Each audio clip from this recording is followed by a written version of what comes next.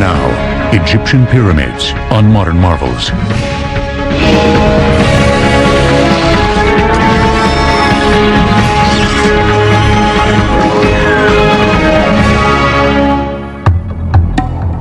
Inside the famous Great Pyramid of Khufu at Giza, a series of mysterious passageways lead through the mountain of stone.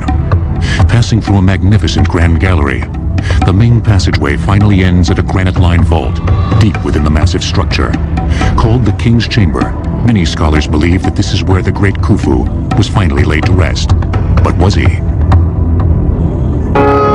For centuries, these extraordinary edifices have inspired an enduring fascination in people around the world. Generations have wanted to see them, study them, and unlock their age-old secrets, such as why and exactly how they were built. And yet, despite the best efforts of researchers, the solutions to many questions surrounding the pyramids remain tantalizingly obscure. The lack of concrete evidence from ancient Egyptian sites has complicated the problem. Even the application of the most modern technology has failed to unravel all the mysteries. Recently, however, new theories have been proposed, which call some of the key generally accepted ideas about the pyramids into question, and that may indeed solve some of the riddles concerning these magnificent achievements. One of the first mysteries about the pyramids is their exact number. Nearly 100 have been discovered in Egypt. Surprisingly, however, at least 3 pyramids that are mentioned in inscriptions remain obscured by time and the relentless desert sands. It may seem surprising that pyramids had not been located yet, but over thousands of years, their superstructures may have been quarried away and all that's left is underground or may have been built over. Built during a span of almost 1,000 years, from approximately 2630 to 1640 BC, the pyramids stand as cultural and engineering marvels of staggering proportions. Not only are they incredibly magnificent structures, but of course they're also the few wonders of the ancient world to survive.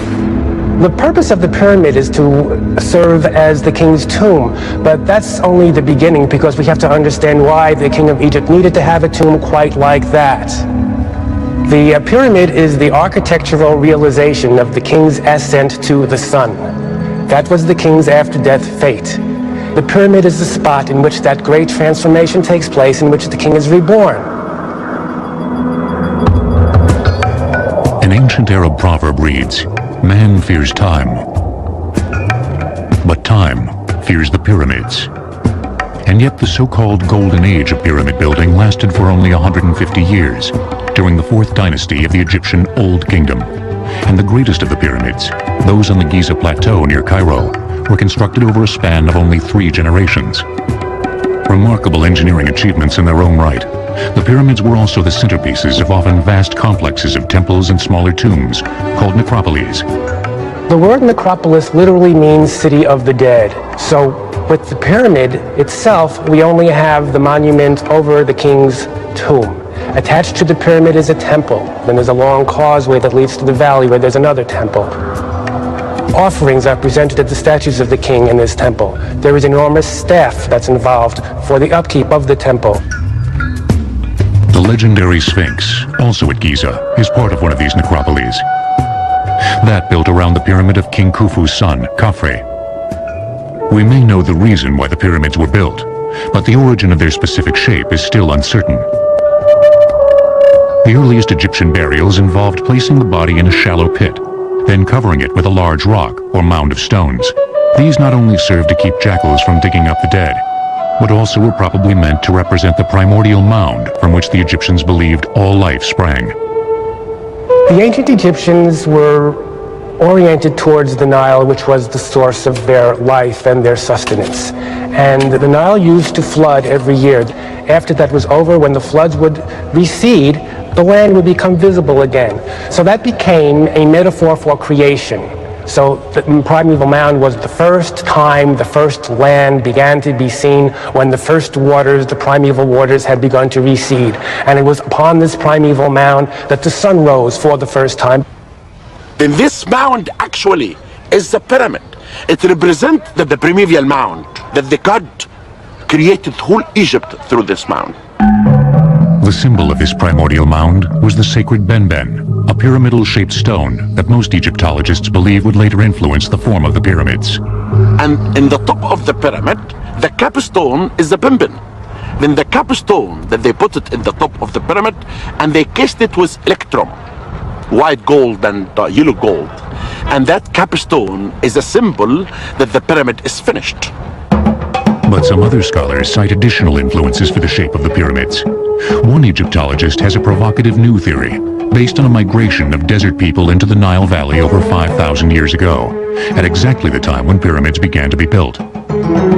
According to the theory, the newcomers brought knowledge of the desert landscape with them that might have affected the pyramid's form. A very important thing in the Western Desert is the fact that the only landforms that persist everywhere are conical or pyramidal landforms. Pointed hills is the main persisting landscape. These are three conical structures in the middle of the desert, some 300 miles west of the Nile. The ancient Egyptians would have seen these things and would have wanted to build their structures that would remain in the windy environment in that form. So these natural landforms can definitely become, in my mind, the precursors to the pyramids.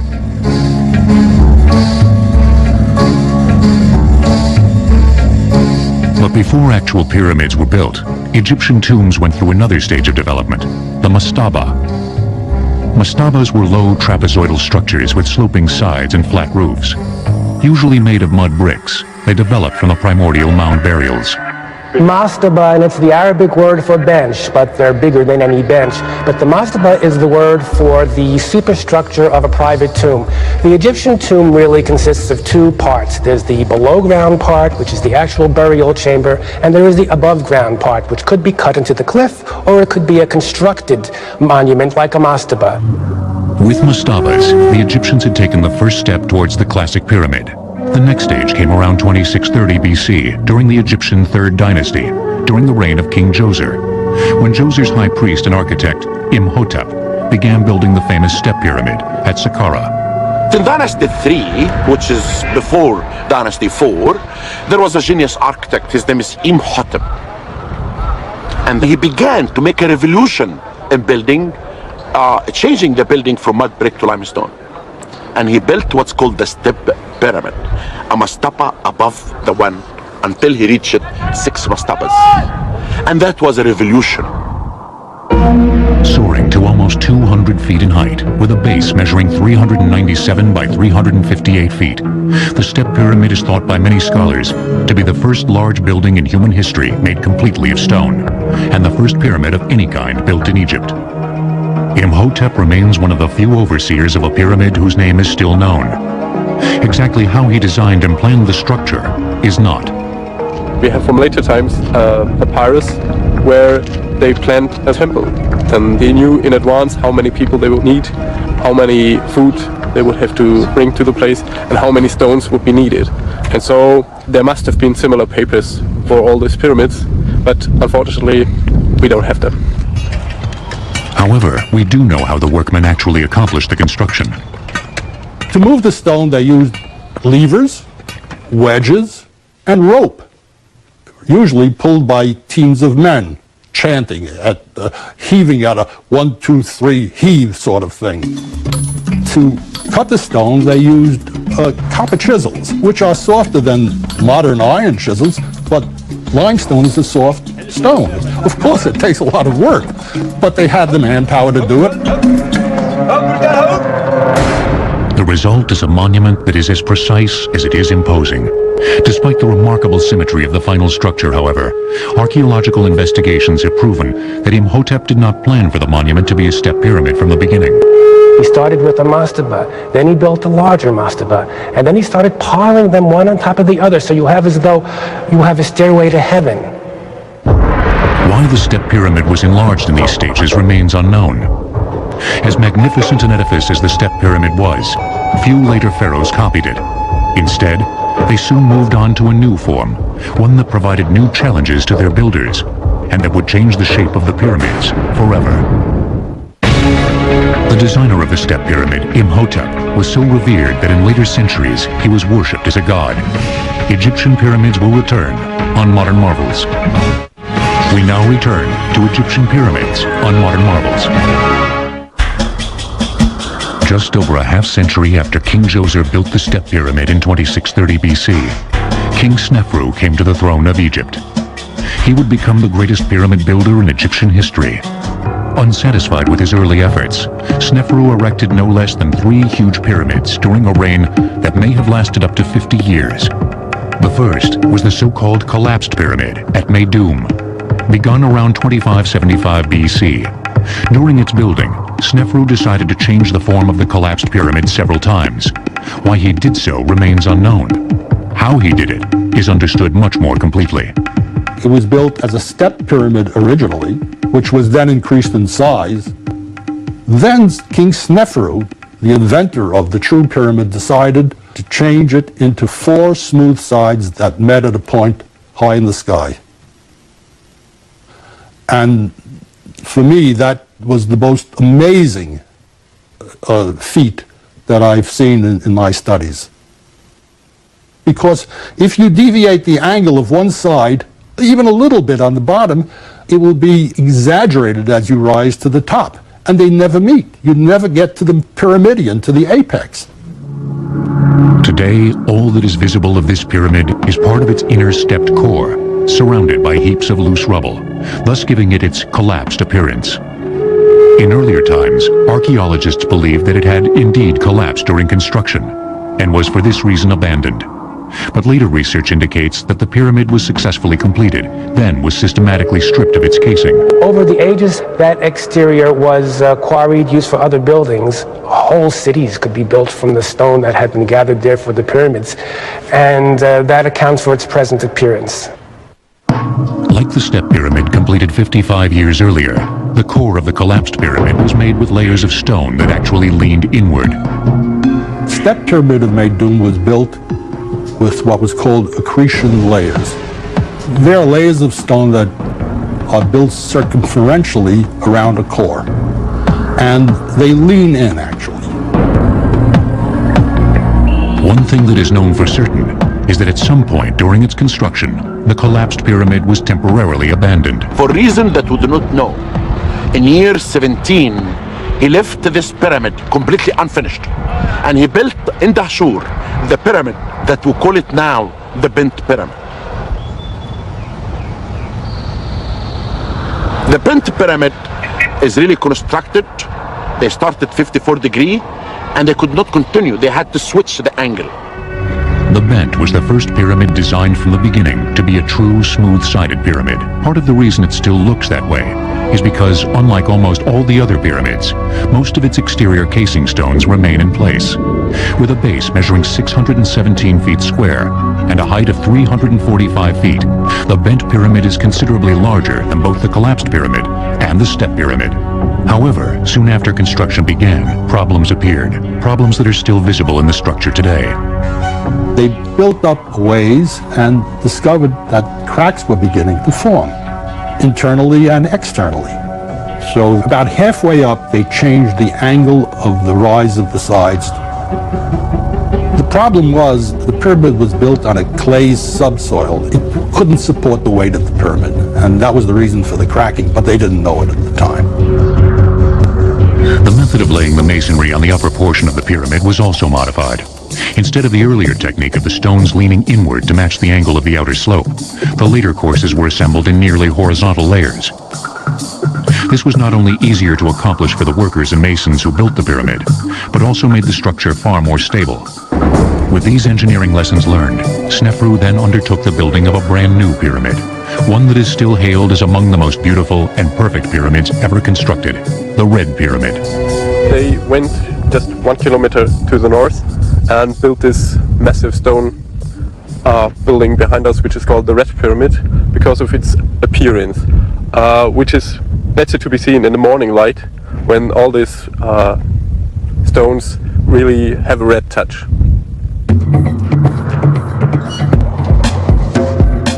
With a base 772 feet square and a height of 345 feet, the Red Pyramid is more massive but no taller than the Bent Pyramid.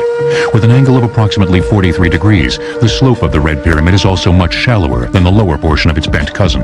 The angle was an attempt to copy the upper angle of the Bent Pyramid because they felt that that was the safest angle to build a pyramid with. But structurally, the Red Pyramid's most important feature was the way in which its stones were assembled. The Red Pyramid was an advance over the earlier pyramids because the entire pyramid was built with courses of horizontal stone, a much more stable structure. All the forces are directly down instead of angled outwardly. The Red Pyramid of Snefru is the first pyramid that is actually a perfect pyramid that has achieved the pure abstract pyramidal form. No one knows exactly why Snefru built this edifice, but archaeologists have speculated that he wanted his final resting place to be an ideal expression of the pyramid, and the Red Pyramid is certainly that. With the construction of the Red Pyramid, all the major engineering and structural elements of the classic pyramid were put in place. The stage was set for Snefru's son, Khufu, to build the greatest pyramid of them all. Taken together, the three pyramids built by King Snefru contain a volume of stone almost 1 million cubic meters greater than the Great Pyramid. Egyptian pyramids will return on Modern Marvels. We now return to Egyptian pyramids on Modern Marvels. Near the modern city of Cairo lies the largest and most imposing concentration of pyramids in the world, those of the Giza Plateau. They include the biggest of them all, the Great Pyramid of Khufu, begun around 2551 BC, the Pyramid of Khufu's son, Khafre, the Pyramid of Khufu's grandson, Menkaure, several smaller pyramids called Queen's Pyramids, and the legendary Sphinx.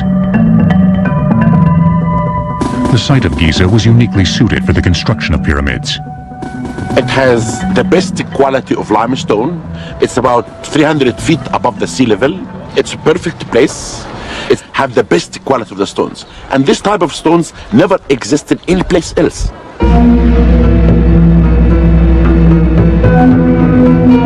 Giza was also less than a mile from the banks of the Nile, making the movement of manpower and supplies to the site far easier. The Nile was the great artery of ancient Egypt. There were no roads per se, so the river was instrumental. Stone was shipped over the river in barges, not only limestone from one side of the river to the other side of the river, but granite, which came from hundreds of miles away to the south. Before construction of the Great Pyramid could begin, its builders had to find a way to make the site completely flat. Many Egyptologists believe that water was used. First, a shallow channel was dug around the site, then it was filled with water. Since the surface of the water would be exactly the same height in every part of the channel, the Egyptians only had to flatten the dry portions down to the level of the water. But not everyone agrees that this is how the site for the Great Pyramid was leveled. Martin Eisler is a sculptor who has studied Egyptian construction techniques for over 30 years. He has several provocative theories about the building of the pyramids, which are supported by decades of painstaking research and observation. I do not think that the Great Pyramid was leveled by means of water in any form. I think they did it with no more complicated a device than this instrument called a square level. It's actually an A-frame, as you can see, with two legs and a plumb bob hanging from its apex. There's a mark in the center that tells when the object is level. You level a small area with this and erect two posts, perhaps 7 feet apart. You mount a board on the post. You could take another post of equal height to the first two and place it at a distance. Using the board as a sighting rod, you could then cut drafts in the bedrock until the pole is at a level with the first two poles in the small area that you've cut. Let's call it the leveling area. This process could then be repeated until the entire base of the pyramid was leveled.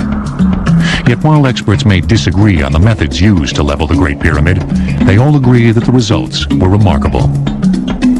They did an astonishing job on leveling the Great Pyramid. It deviates by less than an inch from the northern corner to the southern corner, which is a fantastic accomplishment. The next stage was laying out the base. This was important because the orientation of the pyramid was crucial for religious reasons. You often read about how closely the pyramids are aligned to the cardinal points. north, south, east, and west. Because just as the pyramid points heavenward towards the sky is also anchored in the earth by the pyramids, because the Egyptians associated the cardinal points with the circuit of the sun, with the sky, and with various constellations. The generally accepted theory is that the pyramids were oriented using stellar observations. By bisecting the angle between the points where a particular star rises and sets on the horizon, a direction of true north can be obtained. But other experts, including Martin Eisler, believe that a different method was used instead. It's very hard to point to a distant star and get the accuracy that they were able to achieve. I think they oriented the pyramids by means of the shadows cast by the sun. First, the builders would have placed a perpendicular stake, called a gnomon, in the ground. When equal and opposite angles of the sun cast shadows over a gnomon, the bisection of that angle gives you a north-south direction. Whatever the method, the Great Pyramid was aligned almost perfectly, its sides having a variance of less than 1/15 of 1 degree from the cardinal points. Other measurements were equally precise, each side measuring 756 feet, with a discrepancy of only 4 inches per side. In order to actually construct this gigantic edifice, the Egyptians faced an equally gigantic problem in human resources management. Contrary to the popular image, labor was not performed by hundreds of thousands of slaves, but by peasant conscripts as part of a corvée, that is, as labor owed the state by the peasants, probably as part of their taxes. People are taken from the farms from all over Egypt. They are brought to a centralized spot, let's say Giza. They work together in organized gangs, directed by experienced masons and architects to build this great pyramid, which becomes a symbol of national identity. The workforce lived and died in its own workers' city, right at the site, which was only discovered and excavated in the early 1990s. Based on the evidence of our discovery of the size of the workmen camp, we believe only 20,000 workmen were actually involved in the construction of the pyramid. We believe that there was permanent workmen, and this could be like 6,000. Those are actually the workmen who make statues, making technical work, draftsmen, craftsmen, and things like this. But the workmen who move the stones could be 15,000, and they work in rotation. They change them every 3 months. These workers were further divided into smaller units called crews. A crew consists of 2,000 workmen, and they divide the crew, the 2,000, to 2 gangs. Each gang consists of 1,000 workmen. Each gang had a name, like Friends of Khufu, and each gang had an overseer. They divide each gang to 5 file. A file is a Greek word, means tribe, group. Each group consists of 200 workmen, and they had names like great ones, green ones, and after that they divide them to small units, 10 to 12 workmen. Near the workers' quarters, their graveyard has also been discovered. One of the overseers' tombs was even made in the form of a small pyramid, complete with an underground passageway and burial chamber. The overseers lived a relatively long life, but the common laborers who died at the site did so at significantly younger ages. All the age of the workmen were between 30 to 35 years old. But the artisans, their ages were between 40 to 45. And this gives us an idea about the levels of the workers' community. The artisans were not carrying stones, were not pulling up stones, they just carving, and it was a light work. But these people who were buried down, they worked in a hard work in constructing the pyramids. The workers were kept supplied by a small army of merchants and tradesmen who transported their goods to Giza by boat. Also, in order to feed them, farms have to be established, new areas of land have to be cultivated in order to do this. There has to be a means of taking the products, the food, and getting them to Giza and storing them there and redistributing them. But immense projects such as the Great Pyramid had far larger effects than simply building a monument for a dead king. In some ways, you can say that the Great Pyramid building projects built the Egyptian state because an enormous amount of organization was involved. It was their space program. It was the Apollo program of the past, where get all of these people to work together so they can feel great and they can have an accomplishment. And they did, and it became one country since then. It would be this workforce that would complete the largest engineering project yet undertaken in human history. The ancient Greek historian Herodotus reported incorrectly that the Great Pyramid was built by shifts of 100,000 slaves, and that King Khufu forced his daughter into prostitution to help pay for the massive project. Egyptian pyramids will return on Modern Marvels. We now return to Egyptian pyramids on Modern Marvels.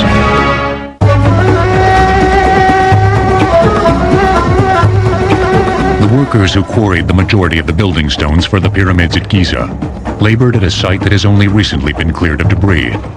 Actually, all the stones for building the Great Pyramid came from a location of a quarry next door to the Great Pyramid, about 600 feet from the base of the pyramid.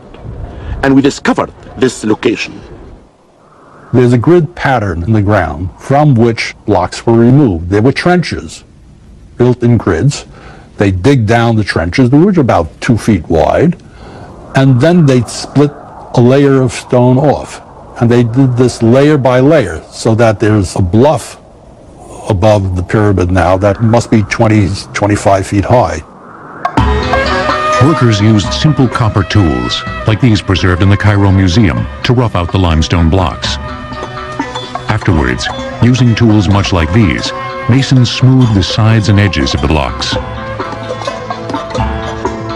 Then, employing wooden sleds and ropes such as this, the blocks were dragged to the pyramid. Most scholars believe that the workers piled up the blocks in sequential horizontal layers, with each layer being precisely squared and leveled until the top of the pyramid was reached. But again, not all the experts agree. Number one, the slightest imperfection on the bottom would assume a cumulative effect as it reached the top.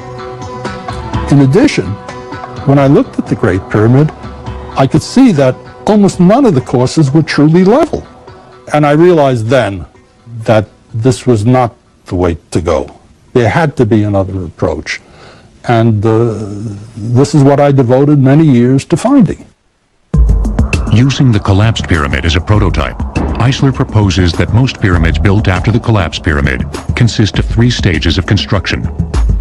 First, an inner stepped core, not unlike the core of the collapsed pyramid, was built. Then, the base was enlarged, and the large steps were progressively filled in with a second layer of smaller steps, creating a shape much closer to a true pyramid. Finally, the small stepped exterior was encased in a layer of finely finished limestone, creating a true smooth-sided pyramid. Because so much of the original stone remains on the Great Pyramid, it is impossible to tell if this 3-stage process was used in its construction. But as evidence for his theory, Eisler points to a number of smaller pyramids, called Queen's Pyramids, that stand alongside the large pyramids at Giza, and which were built at about the same time. And the remains there show a nucleus of large steps, which were then filled in with what we call packing stones, which were smaller stones and brought it to a more pyramidal shape. And finally, this whole thing was encased with a mantle of smooth